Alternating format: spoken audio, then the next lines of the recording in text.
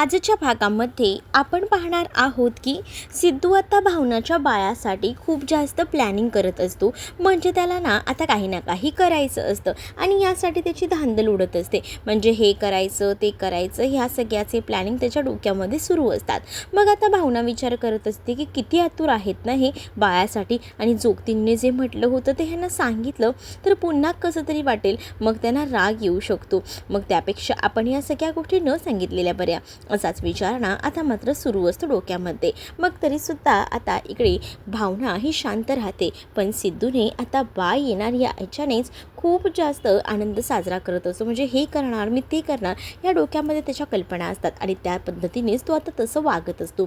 दुसरीकडे मात्र आता भावना मात्र त्याच्या या सगळ्या गोष्टींवर खुश झालेली असते आणि एका पॉईंटला ती विचार करत असते की खरंच ना या सगळ्या गोष्टी अशा झाल्या तर किती वेगळं होईल ना, चांगलं होईल ना.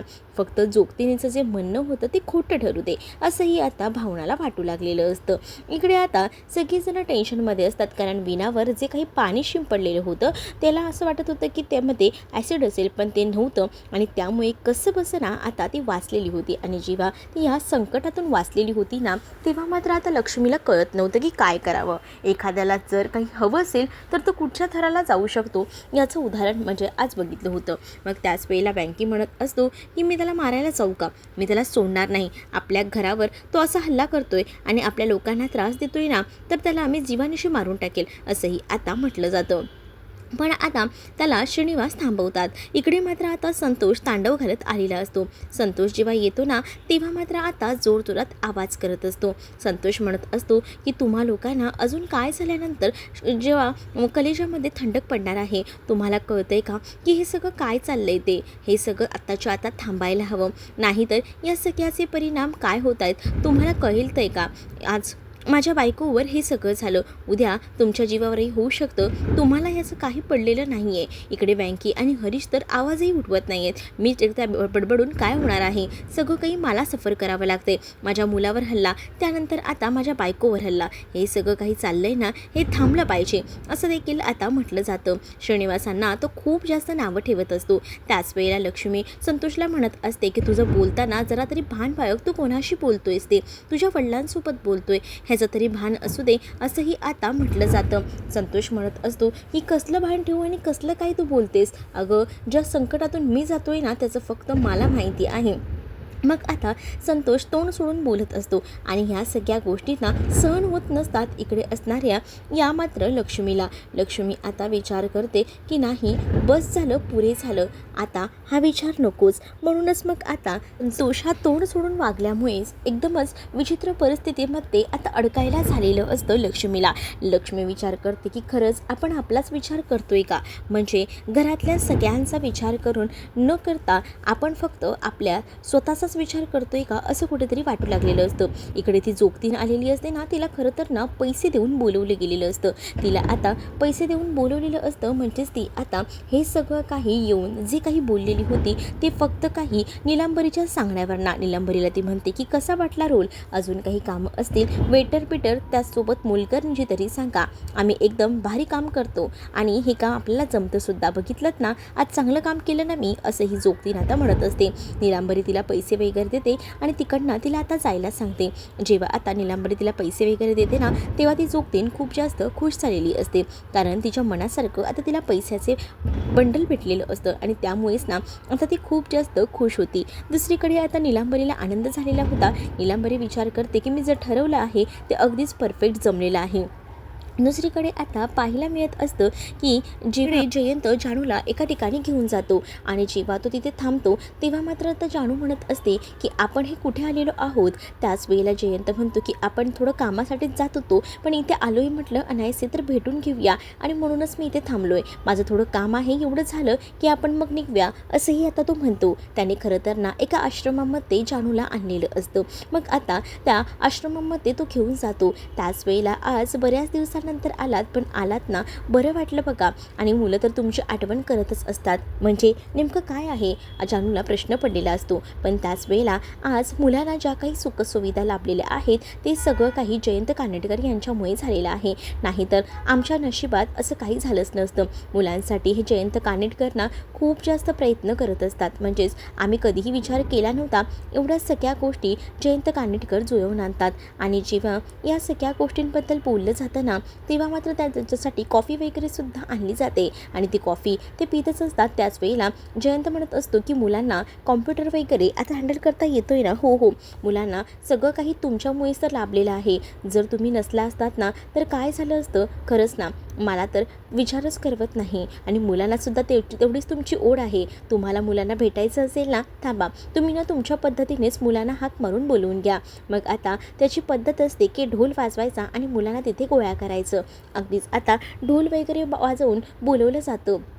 आणि जेव्हा आता ढोल वगैरे वाजवलं जातात ना, तेव्हा मात्र आता मुलं तिथे येऊन जमा होतात. आणि मुलं जेव्हा तिथे येऊन जमतात ना, तेव्हा मात्र आता जानू पाहतच राहते. कारण जानूला कळतं की मुलांना किती ओढ आहे जयंतची. कारण जेव्हा तो ढोल वाजवतो ना, तेव्हा मुलं तिथे येऊन जोरजोरात आता नाचू लागतात आणि जयंतच्या अवतीभोवती फिरत असतात. हे बघून जानू खूपच जास्त खुश असते. प्रेक्षकांनो, तुम्हाला झी मराठीवरील कोणतीही मालिका अगदीच ॲड फ्री बघायची असेल आणि लाईव्ह ती सुद्धा, तर फक्त ₹1 भरून तुम्ही ही मालिका एन्जॉय करू शकता. हीच मालिका काय, बाकी कोणत्याही मालिका तुम्ही एन्जॉय करू शकता. फक्त डिस्क्रिप्शनमध्ये नंबर जो आहे त्या व्हॉट्सअप नंबरला हाय मेसेज करा. चला तर मग पुढे आपण सुरुवात करूया. इकडे जानू आता त्या जे आश्रमातील कर्मचारी असतात त्यांना विचारत असते की मी मुलांना भेटले तर चालेल का. मग जानूला हो असं सांगितलं जातं. मग जानूसुद्धा आता मुलांना भेटायचं म्हणून पुढे जाते आणि मुलांसोबत आता तिला बरं वाटत असतं. म्हणजे ना ती आता बघत असते आणि हे सगळं काही तिला आवडत असतं. म्हणजेच मुलं ना किती आतुरतेने जयंतसोबत खेळत आहेत, जयंतसोबत मिळून मिसळून राहतात, ही गोष्टच मुळात ना आवडलेली असते. आणि हे सगळं बघून खूप जास्त आनंद जानूला होतो. जानूसुद्धा आता त्या मुलांबरोबर अगदीच ना लहान झालेली असते आणि त्यांच्यासोबत अगदीच आनंदानं नाचू लागते. आणि हे सगळं बघून ना आता जयंतही खुश होतो. जयंतला माहिती होतं की जानूला आपण असं काही करू तर नक्कीच ना जानूमध्ये थोडाफार बदल दिसेल. जानू खूपच जास्त खुश होईल. या गोष्टी आता कळून चुकलेल्या असतात आणि म्हणूनच जानूच्या आनंदासाठी तो हे सगळं काही करत असतो. तर इकडे मात्र आता जानू म्हणत असते की मुलांनो, मलासुद्धा तुमच्याबरोबर खेळायला आवडेल, चालेल ना. आता जयंतला विचारते. जयंत म्हणतो की का नाही. मग आता मुलांसोबत जानू रिंगा रिंगा रोजेस हे खेळत असते. मुलंही आता जानूसोबत खेळत असताना खूप जास्त खुश असतात. तर दुसरीकडे मात्र आता पाहायला मिळतं जयंत जानूकडे बघून खूपच जास्त खुश असतो. कारण जानूच्या चेहऱ्यावरचं हसू त्याने बघितलेलं असतं आणि मुळात ना त्याला हेच सगळं हवं होतं. तो विचार करत होता की अशा पद्धतीने का होईना जानू खूपच जास्त खुश होईल आणि तो जानूच्या चेहऱ्यावरचा आनंद बघूनच त्या हॅप्पी होता.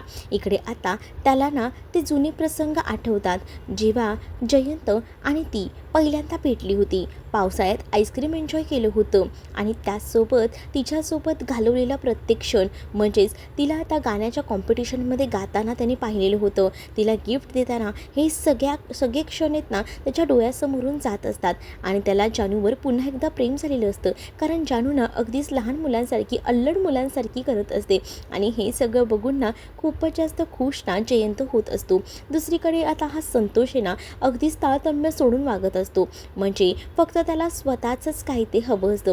म्हणजे त्याला दुसऱ्याचं कोणाचंही काही पडलेलं नसतं की तुम्ही काय करताय वगैरे. हरीशला आणि वेंकीला तर त्याने आता अगदीच वेगळंच टाकलेलं असतं. ह्यांना काही फरक पडत नाही आहे, पण मला फरक पडतो या सगळ्याचा, असं देखील तो आता म्हणत असतो. पण लक्ष्मीला या सगळ्या गोष्टी सहन होत नाही. लक्ष्मी म्हणते की आता बस झालं, पुरे झालं. आणि असं बोलून आता लक्ष्मी आतमध्ये जाते. लक्ष्मी जेव्हा आतमध्ये जाते तेव्हा लक्ष्मी निवासची जी पाटी असते ती हातात ती घेते आणि ती म्हणत असते की आता बस झालं, आता हा खेळ जो आहे तो संपवूया. आता इथून पुढे मला काहीसुद्धा सहन होणार नाही आहे. आणि असं बोलूनच ना आता तिने ती पाटी हातात घेतलेली असते आणि ती पाटी घेऊन घेऊन ती आता बाहेर जाते आणि त्याच वेळेला श्रीनिवास तिला थांबवत असतात. श्रीनिवासांना ती म्हणते की आता पुरे झालं, बस झालं, इथून पुढे ना मी काही ऐकून घेणार नाही ना, मला आता ऐकण्याची लिमिट आहे. कारण ह्या मुलांसाठी जे काही आहे ते आपण करतो, पण आज ही मुलं आपल्यासाठी काय करतायत बघितलं ना. आज मुलांनी आपल्याला किती नावं ठेवलेली आहेत. मला ना या गोष्टी सहन नाही होत आहेत. माझा विचार पक्का झालेला आहे. आता मला एकही क्षण थांबवू नका. तर श्रीनिवास तिच्या मागे मागे जात असतात. मग आता लक्ष्मीने ती पाटी तोडायचा विचार केलेला असतो. आता ती पाटी घेते आणि त्यावर दगड फेकून मारणारच असते. तेवढ्यातच आता तिला थांबवलं जातं. श्रीनिवास तिला म्हणतात की अगं लक्ष्मी, काय करतेस हे सगळं. लक्ष्मी म्हणते की काही उपयोग नाही आहे. आपण जी काही स्वप्न बघितली आहेत ना ती आता उद्ध्वस्त झाली आहेत. पण इथे श्रीनिवास तिला हे सगळं काही करू देत नसतात. कारण श्रीनिवासांनी इथे लक्ष्मीचं स्वप्न पूर्ण करायचं ठरवलेलं असतं. त्यांना त्यांच्या मुलांबद्दल काही वाटत नसतं. म्हणजे शेवटी बरोबरच आहे ना, मुलं कुठे त्यांचा विचार करतात की ते त्यांच्या मुलांचा विचार करतील. मुलांना जे काही बोलायचं आहे ते बोलू दे, पण आता नाही, आता मला जराही थांबायचं नाही आहे. तर लक्ष्मीला श्रीनिवास समजवतात आणि लक्ष्मीला श्रीनिवास सांगतात की आता बस झालं, पुरे झालं, काही झालं ना तरीसुद्धा आपण आहे ना आपला जो काही निर्णय आहे तो बदलायचा नाही. मी तुझं स्वप्न पूर्ण करणार आहे. कोणत्याही या शक्यात जरी नसतील ना तरीसुद्धा, कारण मी माझ्या बायकोसाठी जे स्वप्न बघितले ते सत्यात उतरवणार आहे. भलेही कोणी काही बोलू देत, मी माझा विचार मागे घेणार नाही आहे, असंही आता म्हटलं जात असतं. जेव्हा आता या सगळ्या गोष्टी बोलल्या जातात ना तेव्हा लक्ष्मी खूप जास्त रडते आणि तिला आता श्रीनिवासांचं बोलणंसुद्धा पटत असतं. म्हणजेच आता पुन्हा एकदा संतोष आणि हरीशचा प्लॅन फ्लॉप झालेला असतो. यांना फक्त ती जमीन विकून स्वतःचाच काय ते हातभार बघायचा असतो की काय भेटते का आपल्याला. कारण त्यांनी तशी डीलही करून आलेला असतात ना त्या बिल्डरसोबत. पण आता त्यांचा हा प्लॅन आहे ना तो पूर्णपणे फ्लॉप झालेला असतो. आता ते काहीच करू शकणार नसतात. श्रीनिवासांनी लक्ष्मीला हे सगळं करण्यापासून अडवलेलं होतं. त्यामुळे आता त्यांची पूर्णपणे चारही बाजूंनी कोंडी झालेली असते. तर इकडे मात्र आता लक्ष्मीसुद्धा थोडी का होईना आता शांत झालेली असते. कारण तिला श्रीनिवासांनी एकदमच छान समजवलेलं होतं. दुसरीकडे आता मुलांसाठी खरं तर ना जयंतने खूप छान असा पौष्टिक असा पिझ्झा विकत आणलेला असतो आणि तो म्हणत असतो की मी तुम्हाला रोजच म्हणतो की बाहेरचं असं पौष्टिक खायचं, बाकी दुसरं काही खायचं नाही. पण तुम्हाला मी ना आज छान असं एक काहीतरी आणलेलं आहे, पिझ्झाच आणला आहे आणि तो पिझ्झा तुमच्यासाठी खास आहे आणि तो पौष्टिक आहे, तुम्ही खाऊन बघा. आणि असं बोलून ना त्याने आता जो पिझ्झा आणलेला असतो ना तो पिझ्झा मुलांना बॉक्सेस तो देऊ लागतो. आणि जेव्हा मुलांना ते बॉक्सेस ते होते ना तेव्हा मात्र आता मुलं खूपच जास्त खुश होतात. मुलं आता म्हणतात की वाव पिझ्झा. मग आता त्या मुलांसोबत आता तोही बसलेला असतो खायला आणि जेव्हा तोही ते सगळं एन्जॉय करत असतो ना तेव्हा मात्र आता इकडे जानूला प्रश्न पडतो की हे सगळं काही मुलांसाठी चाललेलं आहे, मग हा सुद्धा कसा काय बसला त्यांच्याबरोबर खायला. आणि मग ती डायरेक्ट त्याला विचारते सुद्धा, अहो तुम्ही तर हे सगळं काही मुलांसाठी आणलं आहे ना, मग तुम्ही कसे काय बसलात. त्यावर आता तो तिला म्हणतो की खरं तर ना मुलांसाठी आणलं होतं आणि मुलांनासुद्धा तो संपवायला सांगतो. त्यानंतर आता तो म्हणतो की खरं तर ना मुलांसोबत हे असं लहानपण वळून जगायला आवडतं, कारण हे सगळे दिवस माझ्याही आयुष्यात आलेले आहेत. मग जानू विचार करते आणि जानू आता त्याच्याकडे बघत म्हणते की म्हणजे मला काही कळलं नाही. त्याच वेळेला जानूला आता तो सांगू लागतो की ह्या सगळ्या प्रसंगातून मी गेलो आहे, म्हणजेच तुम्ही सुद्धा आश्रमात वाढलेला आहात का असंही आता विचारलं जातं. त्याच वेळेला हो, मी सुद्धा आश्रमातच वाढलेलो आहे. आश्रमामध्येच मला या सगळ्या काही गोष्टी ज्या आहेत ना त्या नाही जमत होत्या. या सगळ्या प्रसंगातून मीही गेलेलो आहे, पण तरीसुद्धा मी कसं बसं का होईना स्वतःला सावरले असंही आता तो म्हणत असतो. आणि जेव्हा जानूला कळतं की जयंत हा आश्रमात वाढलेला मुलगा आहे हे ऐकून तर आता तिला धक्काच बसलेला असतो. ती जयंतकडे पाहू लागते. आता जी मुलं असतात ना ती मात्र आता जयंतला सुद्धा तो पिझ्झा खायला बोलवत असतात. तर त्या मुलांना तो म्हणतो की हो हो आलो मी, तोपर्यंत तुम्ही सुरुवात करा. आता जयंतची एक वेगळीच बाजू जानूला कळलेली असते, पण जानूची मेमरी गेल्यामुळे जानूला हे आठवत नसतं. पण जानूला आधीच जयंतचा संपूर्ण भूतकाळ माहिती होता. हा जयंत आता ह्या जानूच्या मनामध्ये नव्याने घर करायला बघत असतो आणि त्यासाठी त्याचे हे सगळे प्रयत्न सुरू असतात. जेव्हा आता तो हे सगळे प्रयत्न करतो ना तेव्हा मात्र आता जानू त्याच्याकडे पाहतच राहते. कारण तिला असं वाटत असतं की किती हा कसा मुलगा आहे ना, बिचाऱ्याची आता तिला दया येऊ लागते आणि ती आता तिच्याकडे पाहत राहते. तर दुसरीकडे मात्र आता पाहायला मिळतं की घरात अजूनही वातावरण खूप जास्त गरम होतं. म्हणजे प्रत्येकाला असंच वाटत होतं की आता खरंच आपल्याला ही जमीन वगैरे सोडावी लागणार का? पण श्रीनिवास यांनी या सगळ्याला नकार दिलेला असतो. त्याच वेळेला आता यावर मार्ग काय काढायचा? त्या बिल्डरला आपण सामोरं कसं जायचं हा मोठा प्रश्न असतो. त्याच वेळेला घरात सगळ्यांचंच आता ठरत असतं की आपण आहे ना हे सगळं प्रकरण आहे ना सिद्धूला एकदा सांगायचं का? सिद्धूची आपण मदत घ्यायची का? असं आरती आणि वीणासुद्धा म्हणतात.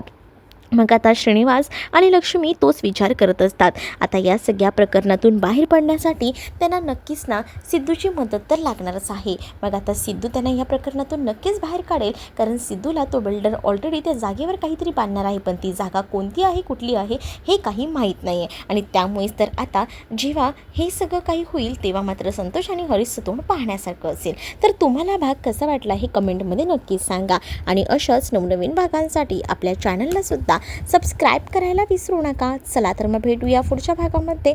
तोपर्यंत टाटा बाय. व्हिडिओ आवडला असेल तर लाईक करायला विसरू नका.